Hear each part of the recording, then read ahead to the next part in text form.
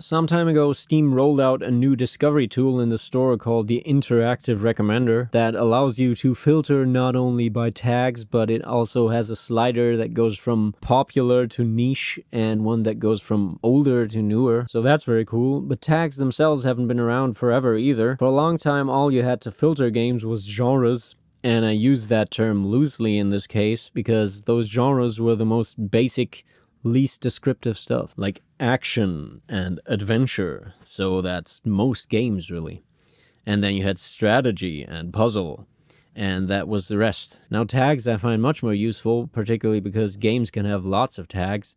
Granted, they're not all equally useful. They range from very informative, like Walking Simulator, to something that tells you very little about the game, like female protagonist. But people have different priorities when shopping for games. So, where's my male protagonist tag? Anyway, we still use genres as the quickest way to describe games in conversation, right? But you rarely hear anyone say such and such is an action game, unless they're being very abstract for some contextually important reason. But generally, we use terms that have more meaning behind them. They're not all equally descriptive, but most of them are similarly goofy. So let's talk about some goofy genre names, why not?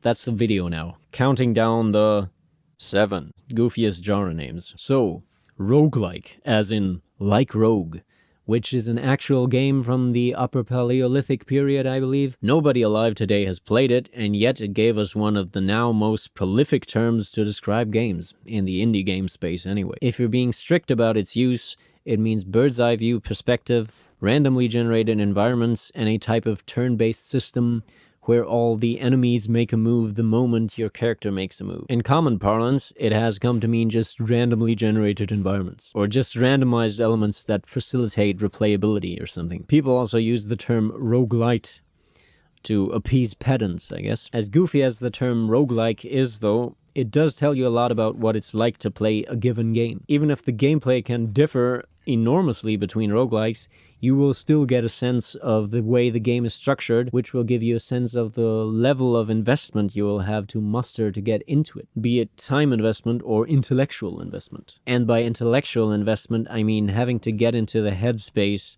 where you're concerned with the world and the characters and the narrative, really. Like you do when you boot up a big RPG, you know? You get a sense of where you're at in the story and the little stories of the side quests and all that, and also where your character progression is at and all that stuff. Anyway, immersive sim.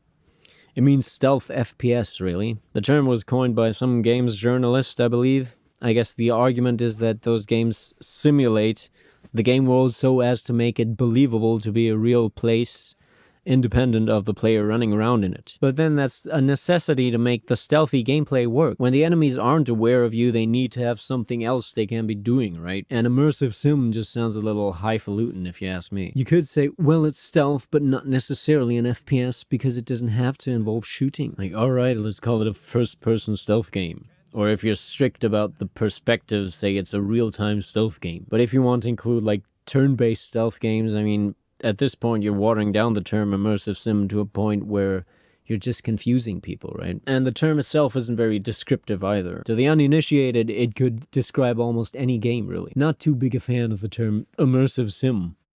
3 out of 10. Big fan of the games, though. MMORPG. Massively, adverb, multiplayer role-playing game. You know what? Let's do role-playing game first. So, RPG. Goofy relic from pen and paper gaming, where people will literally play a role, like actors in an improvised stage play. Generally not so in video games. Mostly players will behave like they would if they were the character in RPG video games instead of behaving like they think the character would, if given the option, that is. And that's the funny thing, RPG video games pride themselves on the player having the option to behave like they choose to. It's non-RPGs where the character will do what he or she wants as far as conversations and the plot are concerned. The connection, I guess, is that it's the player who chooses how the character is written in pen and paper RPGs, which translates mostly to conversation options in video game RPGs. Funny that, but very understandable when taking into account the technical realities of video game design and production. What has been transferred from pen and paper to video games is the character progression, the stats and skills and the numbers and stuff. So the term RPG is quite goofy if you forget for a second that everybody and their brother already knows quite well what it means in video games. Or do they? No, there is some confusion to be had with that term too, isn't there? There is a contingent of players who use RPG to mean JRPG, and if you use RPG in the general sense, they may go, "Oh, do you mean WRPG?" or some such. I mean, come on, get with the program. It's all goofy. Let's just categorize this stuff as logically as we can so we can communicate like normal people. Anyway, where were we? MMORPG, that's it. So an RPG that is multiplayer in a massive fashion. The heck does that mean? And why must it sound so goofy? Well, we know what it means. It means World of Warcraft. No, it means EverQuest. Or RuneScape or whatever. Yeah, I don't know about that. World of Warcraft popularized the genre as something fierce. I know it didn't invent it, but whatever. So, MMORPG means an RPG, but it's multiplayer and has persistent characters. So you could call it a multiplayer persistent role-playing game. Or MPRPG for short. And it would sound mildly less goofy. Then again, the attempt at changing an established term like that, however goofy it may sound, is very goofy in itself. Then what's the point of this video? I know. Let's just get on with the content. So MOBA.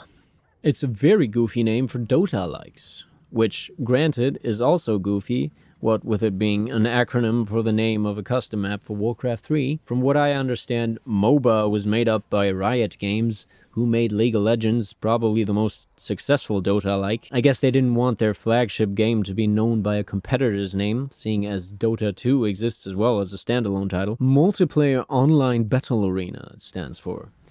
Now that's a goof and a half. Just from the wording, it could mean anything, right? If I didn't know any better, it'd made me think of something like Quake 3 Arena.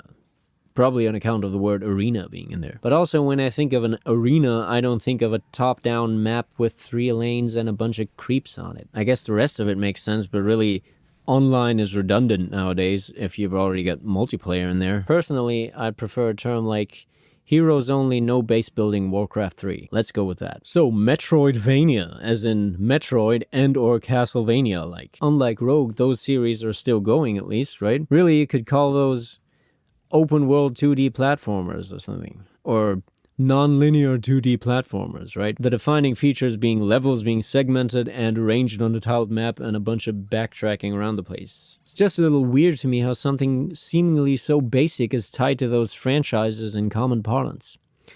Maybe I'm missing something here. Let's move on. So, Souls-like. You know, I think I understand the appeal of the Souls franchise, but I'm not sure why it's counted as a genre of its own. They're 3D hack and slash games, right? I mean, I played Dark Souls 3 a tiny bit, and from what I could tell, it had its own pace and structure to it, I guess. I think those games have just been so popular that lots of other games popped up that copied so many aspects of them that the genre of Souls-like just emerged. But again, my problem with the term is that I think there isn't enough to differentiate the Souls games from other 3D hack and slash games to warrant the naming of a new genre. Also, I think now that the term Souls-like exists, it sort of legitimizes ripping off the Souls games. But then again, people seem to want even more Souls games than From Software themselves can pump out. So, the market wants what the market wants, I guess. I realize this one is sort of a sacred cow, and I haven't played much of Dark Souls nor other Souls-likes for that matter, so I could be completely wrong.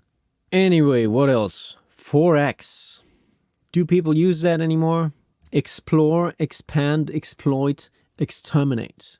I don't think you could get away with making up a genre name like that nowadays. Here's what Wikipedia says about the origin. The term 4X originates from a 1993 preview of Master of Orion in Computer Gaming World by game writer Alan Emmerich, where he rated the game 4X's as a pun on the XXX rating for pornography. Yeah, that joke is nowhere near good enough to establish the name of a genre. How about, I don't know, macro strategy games?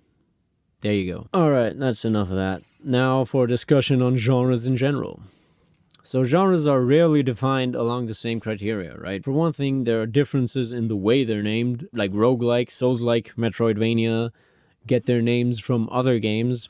Others are abstract, like RPG, immersive sim, etc. But that does not necessarily say anything about the abstractness of the meaning that those terms confer. For some genre names, their meaning will be very superficial, while the term itself is very abstract. And I touched on this in another video. So RPG is an abstract term, but basically refers to stuff that may be very superficial in those games and may not tell you all that much about what it would be like to play any given game. You could have a linear hack and slash with basic skill trees, which is an RPG element, but does that make it an RPG? If it has a medieval fantasy setting, probably, but you get plenty of, say, sci-fi RPGs too. Interestingly, aside from maybe RPGs, the setting is rarely all that relevant for genre categorization of video games. Whereas in books, you make a crime drama in a fantasy setting, it will be categorized as fantasy rather than crime. It's similar for some movies, right?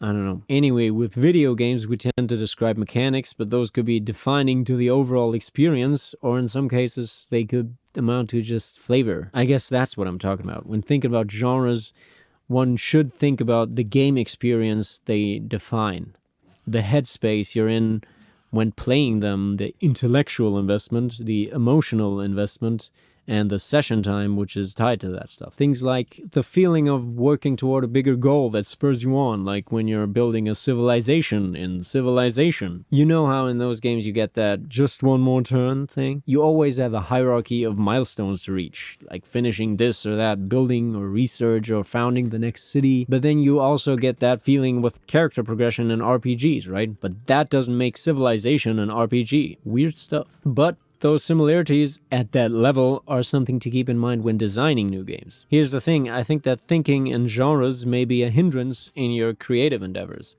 You may not be considering all the possibilities for your project because you're set in the genre that you've chosen. Not to get all pretentious about this, but that's a general problem with language. On the one hand, it's a tool to convey information. On the other hand, it can be restrictive or even deceptive to yourself when you're the one using the language. Maybe it would be useful to become a good writer or orator in addition to becoming good at all the other stuff involved in game making, just so you can think better, or to think past the words, as it were. I mean, if you're not working alone, then expressing your thoughts unequivocally is necessary anyway, and I get that you'll never be 100% unequivocal because language is inherently inaccurate, and you can only ever approximate any given meaning with any given number of words. But what I'm trying to say is don't get bogged down in your own thinking by rigid terminology. And don't let the words in your own head mislead you. That's what I meant by language can be deceptive to yourself. Oftentimes, arguments only seem to make sense, but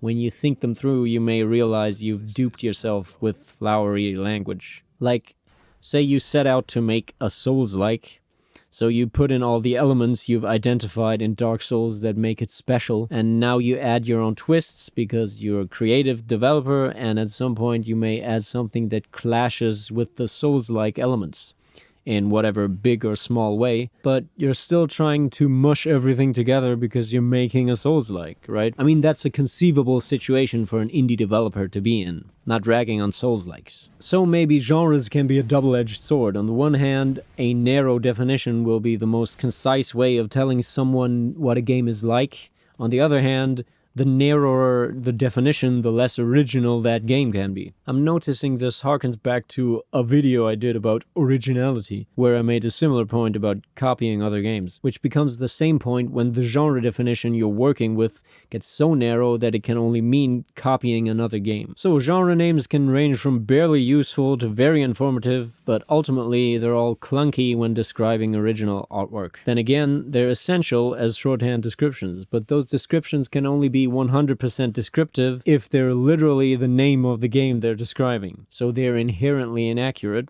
and we should be aware of that. So I suppose my argument is this: when creating, think like a creator, not like you're making an elevator pitch.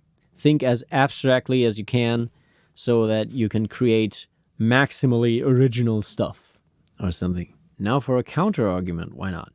So there are many different ways of developing ideas, and one of them can be tossing established terms into a word salad and then going from there. That is a legitimate approach.